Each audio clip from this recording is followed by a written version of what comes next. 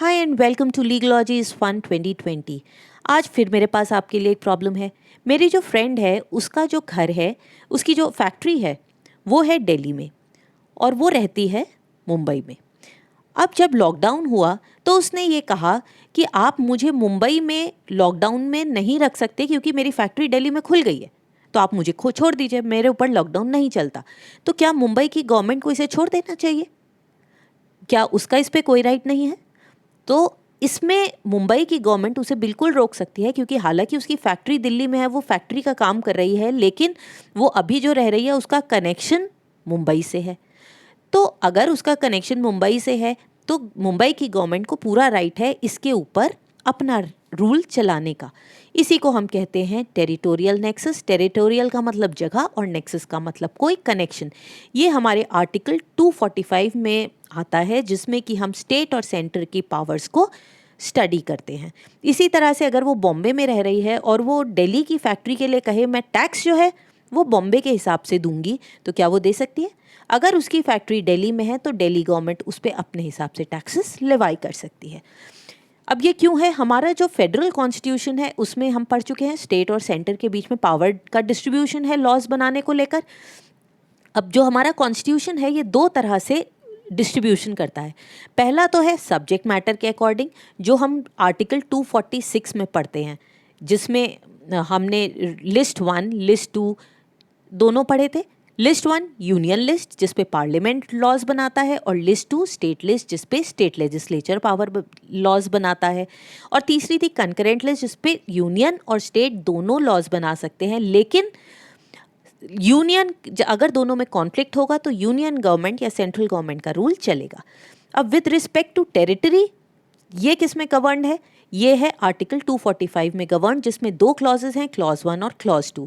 Clause 1 ये कहता है कि पार्लियामेंट जो है पूरी इंडिया की टेरिटरी के लिए लॉ बना सकता है, और स्टेट जो है वो पूरे स्टेट के लिए लॉ बना सकता है, और उसी के साथ साथ एक कंट्री के पार्ट के लिए भी बना सकता है और स्टेट भी किसी पार्ट के लिए बना सकता है। जैसे अभी आप देखिए स्टेट ने अलग अलग कंटेनमेंट जोन्स के लिए अलग अलग लॉज बने हुए हैं। ऐसे जब कोविड का लॉकडाउन हुआ था तो पार्लियामेंट ने पूरी कंट्री के ऊपर लॉकडाउन किया था, लेकिन टाइम के साथ उन्होंने इसे स्टेट को दे दिया, तो वो पूरी कंट्री या उसके पार्ट्स के लिए लगा सकता है। अब क्लॉज 2 क्या कहता है कि पार्लियामेंट का कोई भी लॉ इस ग्राउंड पे ख़त्म नहीं होगा कि वो एक्स्ट्रा टेरिटोरियल है, मतलब उसकी टेरिटोरियल लिमिट के बाहर है। टेरिटरी का मतलब एरिया। अगर मेरा एरिया इतना है और कोई असर इसके बाहर हो रहा है तो सिर्फ इस ग्राउंड पर कोई भी लॉ वैलिड नहीं होगा। हमें देखना पड़ेगा कि एक्चुअली क्या वो टेरिटरी के साथ साथ सब्जेक्ट मैटर में भी बाहर है कि नहीं। तो सब्जेक्ट मैटर और टेरिटरी, सब्जेक्ट मैटर में 3 लिस्ट आती हैं और टेरिटरी में हम बाउंड्री की बात करते हैं। क्लियर है? ये हमने देख लिया। यूनियन को कॉन्फ्लिक्ट के टाइम ज़्यादा पावर मिल जाती है। अब हम इसके एलिमेंट्स देखते हैं। डॉक्ट्रिन ऑफ टेरिटोरियल नेक्सस जो है वो ये कहता है कि स्टेट लेजिस्लेचर का जो भी लॉ है वो स्टेट के बाहर एप्लीकेबल नहीं होगा, एक्सेप्ट, ध्यान दीजिए, जब दोनों के बीच कोई सफिशिएंट नेक्सस हो, स्टेट और ऑब्जेक्ट के। लॉ लाने के पीछे हमारा जो भी रीज़न है, जो भी ऑब्जेक्ट है, उसमें और स्टेट में दोनों में कोई ना कोई कनेक्शन होना चाहिए। नेक्सस का मतलब होता है कनेक्शन। तो अगर वो कनेक्शन है तो ये लॉ वैलिड रहेगा। जो डॉक्ट्रिन ऑफ टेरिटोरियल नेक्सस है ये हमारे लॉ में बहुत गहरा है, और हमारे कोर्ट्स इसे बहुत ही कॉमनली यूज़ करते हैं कॉन्स्टिट्यूशन को इंटरप्रेट करने के लिए जब टेरिटोरियल ज्यूरिसडिक्शन की बात होती है तब।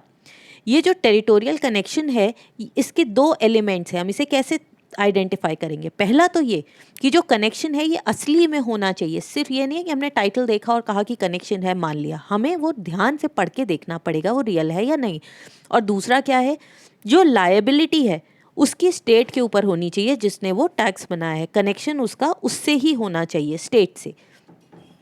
अब जो हमारी पार्लियामेंट है उसके पास एक्स्ट्रा टेरिटोरियल ऑपरेशन की पावर तो है, लेकिन इसी के साथ साथ उसे एक और काम करना होता है कि अगर वो अपनी टेरिटरी के बाहर लॉ बना रही है तो उसे ध्यान रखना है कि बाकी जो स्टेट्स हैं, बाकी जो कंट्रीज़ हैं, उनका भी अपना पावर है, उनकी भी अपनी सोवरेनिटी है, वो भी इंडिपेंडेंट है। तो हमारा कोई भी लॉ उनके लिए प्रोवोकेटिव नहीं होना चाहिए या ऐसा नहीं होना चाहिए जो उनको प्रॉब्लम करे। जैसे अभी चाइना और इंडिया का स्टैंड ऑफ है।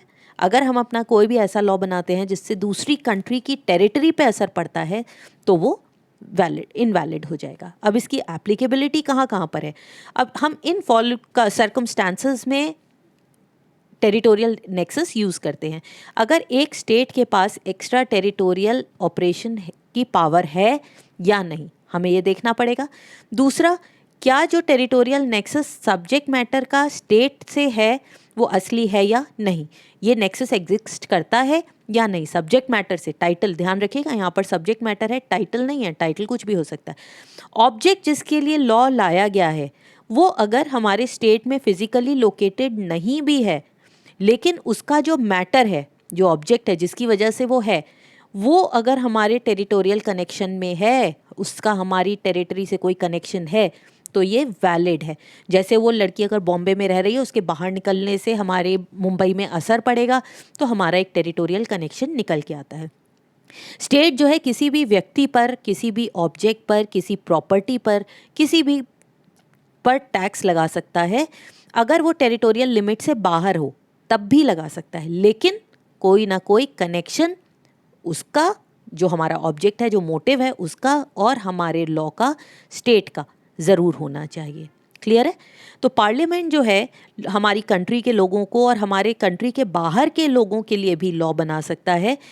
अगर वो इंटरनेशनल रूल्स को ऑफेंड कर रहा है, मतलब उसके अकॉर्डिंग नहीं है, तो हो सकता है कि फॉरेन कोर्ट उसे अप्रूव ना करे। तो फॉरेन कोर्ट अगर उसे नहीं भी मानता, तब भी अगर हमने लॉ बनाया है तो हमारी कंट्री में वो वैलिड होगा। जैसे अगर हमारी कंट्री का एक सिटीजन यूके में चला जाए और वहाँ पर दोबारा शादी कर ले जबकि उसकी फर्स्ट वाइफ जिंदा है, तो इंडिया में वो बाइगेमी के लिए प्रोसिक्यूट हो सकता है, क्योंकि हमारी कंट्री के जो रूल्स हैं वो उस पर लागू होते हैं। अब इसके कुछ केसेस देख लेते हैं। ये सबसे पहला केस है 1947 का। इसमें क्या था, सुप्रीम कोर्ट ने ये कहा था कि जो सोवरेन लेजिस्लेचर है हमारा, जो उसके जो क्वेश्चंस हैं, जो कॉन्स्टिट्यूशनल क्वेश्चंस हैं, जो एक्स्ट्रा टेरिटोरियल के बारे में, ये कभी म्यूनिसिपल कोर्ट में या छोटे कोर्ट्स में, लोअर कोर्ट्स में चैलेंज नहीं हो सकते। ये कई बार इंटरनेशनल रूल्स को वायलेट कर सकते हैं, कॉन्स्टिट्यूशन को इंटरप्रेट करना पड़ेगा। तो ये डोमेस्टिक ट्राइब्यूनल्स और छोटे जो म्यूनिसिपल कोर्ट्स हैं, ये उनमें वैलिड नहीं होगा। ये दूसरा केस है हमारा, ये 1948 का है। इसके इमीडिएट बाद का ये टैक्सेस से लेकर है इकोनॉमिक फ्रंट पर। वेलिस ब्रदर्स वर्सेस सीआईटी, ये बॉम्बे में 1948 का है। इसमें एक कंपनी जो कि इंग्लैंड में रजिस्टर्ड थी, उसका एक पार्टनर फर्म इंडिया में था। इसका ज़्यादातर जो काम था वो इंडिया में था, लेकिन तब ये ब्रिटिश इंडिया थी। तो इंडियन इनकम टैक्स अथॉरिटीज़ ने 1948 में भी इसके ऊपर टैक्स लगाया और उन्होंने ये कहा जो तुम्हारी इनकम थी वो ज़्यादातर ब्रिटिश इंडिया में से थी, क्योंकि इंडिया तब ब्रिटिश इंडिया था। तो जब यहाँ से ज़्यादातर इनकम थी तो हमारे पास टेरिटोरियल कनेक्शन है कि वो पैसा जो है वो इंडिया का ही था और टैक्स उस पर इंडिया में लगेगा। और उन्होंने उस टैक्स को वैलिड कहा था और उन्हें टैक्स देना पड़ा था। एक ये भी इंपॉर्टेंट केस है स्टेट ऑफ बॉम्बे वर्सेस आरएमडीसी। ये भी बड़ा फेमस केस हुआ था। इसमें क्या हुआ था, इसमें क्वेश्चन ये था कि सुप्रीम कोर्ट को ये डिसाइड करना था कि अगर कोई भी एक्टिविटी जो है वो स्टेट के, जो व्यक्ति है वो अगर उससे बाहर रह रहा है, जो ऑर्गेनाइज कर रहा है, लेकिन एक्टिविटी अगर स्टेट में होती है तो क्या उस पर टैक्स लगाया जा सकता है। तो इसके फैक्ट्स क्या थे, जो रिस्पॉन्डेंट था उसने कॉम्पिटिशन कंडक्ट करा था न्यूज़पेपर्स के थ्रू। वो बॉम्बे में नहीं रहता था, लेकिन ये जो न्यूज़पेपर है ये बॉम्बे में खूब बिकता था। इसकी सारी एक्टिविटीज़ जो है कंपटीशन की यहीं पर हुई थी, चाहे न्यूज़पेपर प्रिंट करना हो, पब्लिश करना हो या फॉर्म भरे जाने हो, एंट्री फी हो, सब कुछ बॉम्बे में हुआ था। तो बॉम्बे की अथॉरिटीज़ ने इस पर टैक्स लगा दिया। अब उस व्यक्ति ने कहा कि मैं बॉम्बे में नहीं रहता तो मैं टैक्स नहीं दूंगा, जैसे मेरी फ्रेंड कहती है वो भी यही कहती है। तो इसमें कोर्ट ने ये कहा था कि कॉम्पिटिटर चाहे कहीं भी रहता हो, लेकिन क्योंकि इसका सारा जो फंक्शन है वो बॉम्बे में हुआ था, ज़्यादातर एक्टिविटीज़ बॉम्बे में हुई थी, तो इसलिए बॉम्बे की अथॉरिटीज़ के पास पूरा राइट है कि वो यहाँ पर टैक्स लें, वो एंटाइटल्ड हैं इस रिस्पोंडेंट पे टैक्स लगाने के लिए। और एक ये लास्ट केस है, ये इंडिया से बाहर इंट्रा टेरिटोरियल बात कर रहा है, इसलिए हम इससे भी देख लेते हैं। GVK industries limited versus income tax, ये 2011 का एकदम नया केस है। इसमें यह तय करना था कि पार्लियामेंट जो है हमारी कंट्री से बाहर एक्स्ट्रा टेरिटोरियल एस्पेक्ट से भी क्या लॉ बना सकता है अगर उसका कोई भी इंडिया से नेक्सस कनेक्शन नहीं है और ना ही हमारी कंट्री को कोई बेनिफिट हो रहा है। तो इस पे कोर्ट ने क्या कहा था कि इसका जो आंसर है वो आर्टिकल 245(1) क्लॉज 1 क्लॉज 2 हमने करा था। उसके क्लॉज 1 में है कि पार्लियामेंट ऑफ इंडिया जो है वो किसी भी और टेरिटरी में जो लोग रह रहे हैं उनके लिए रूल बना सकता है, लेकिन इसके साथ एक कंडीशन भी है। दो लिमिटेशंस है। पार्लियामेंट ये रूल तभी बना सकता है जब हमारी कंट्री को कोई बेनिफिट हो रहा हो या हमारे लोगों के वेलफेयर के लिए हो। जैसे बाइगेमी का हमने केस किया था, अगर वो वहाँ जाकर कर रहा है तो उसकी वाइफ तो इंडिया में है और वो भी इंडियन है, तो अगर वो दूसरी टेरिटरी में चला गया, दूसरी कंट्री में, तो भी हमारी कंट्री का रूल उस व्यक्ति पे अप्लाई होगा। वो अगर इंडिया में आता है, ज़रूरी नहीं है कि वहाँ पर अप्लाई हो, पर हमारी कंट्री में वो वैलिड रहेगा। दूसरा ये है कि अगर लॉ का हमारी कंट्री से कोई नेक्सस नहीं है, कोई हमारी कंट्री को बेनिफिट नहीं हो रहा, तो इसका मतलब है ये फर्स्ट कंडीशन को ट्रांसग्रेस कर रहा है। फर्स्ट कंडीशन थी कि वो इंडियन टेरिटरी के लिए रूल बनाएगा, तो वो उसके लिए, वो उसके टेरिटरी के बाहर रूल बना रहा है, तो वो इसको ओवर रूल कर रहा है। और पार्लियामेंट की जो पावर है लेजिस्लेशन की, वो क्लॉज 1 आर्टिकल 248 से इंडिया के बाहर नहीं बना सकता, इसलिए वो लॉ।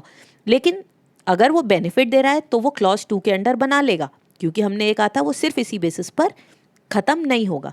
लेकिन अगर हमारे कंट्री के साथ कोई बेनिफिट भी नहीं है, कोई नेक्सस नहीं है, तो वो अल्ट्रा वायर्स हो जाएगा और इसे हम वॉइड मानेंगे, वॉइडेबल नहीं, और ये कैंसिल हो जाएगा। तो अब हमने ज़्यादातर केस लॉज भी कर लिए, एग्जाम्पल्स भी कर लिए। आई होप आपको क्लियर होगा। अब आप इसके बारे में सोचिए और आइडेंटिफाई करिए कि हम कहीं भी रह रहे हों तो हमारे ऊपर लॉ उस जगह का भी लगेगा जहाँ पर हमारे काम का असर पड़ रहा है। तो अगर आपको ये पसंद आया हो, टॉपिक क्लियर हुआ हो, तो प्लीज़ लाइक, शेयर और सब्सक्राइब करिए और बेल आइकन को दबाना बिल्कुल मत भूलिएगा, ताकि मेरे सारे अगले वीडियोस का नोटिफिकेशन आप तक पहुंच जाए। एक दूसरे के साथ डिस्कस करते रहिए, पढ़ते रहिए, हेल्दी रहिए और सारे टॉपिक्स को डेप्थ में समझने की कोशिश करिए। See you in the next video. Bye bye.